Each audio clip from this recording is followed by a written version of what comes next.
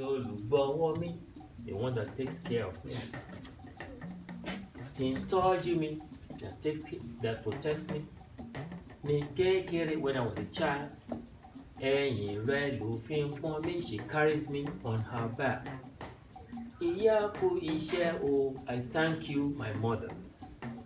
Mo kí ìyá mi kú iṣẹ́, I commend my mother for her great work. Pẹ̀lú ìtẹríba mọ́lẹ̀, with great respect. Èmi kò lè kọ́ṣẹ́ fún ìyá mi mọ́. I will never refuse any errand that you send me. Ever, right? Ìyá o, ìyá o, ìyá o, mother, mother.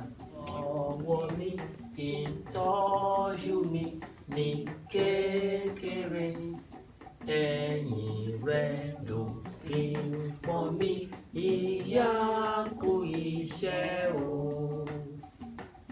Mo kí ìyá mi kú iṣẹ́ pẹ̀lú tẹríba mọ́lẹ̀. Èmi kò lè kọ́ṣẹ́ fún ìyá mi mọ́. Ìyá o, ìyá o, ìyá o.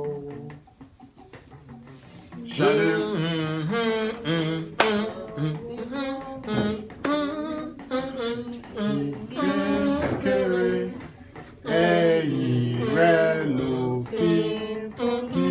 Ìyá kú iṣẹ́ o. Mo kí ìyá mi kú iṣẹ́ pẹ̀lú tẹríba mọ́lẹ̀. Èmi kò lè kọ́ṣẹ́.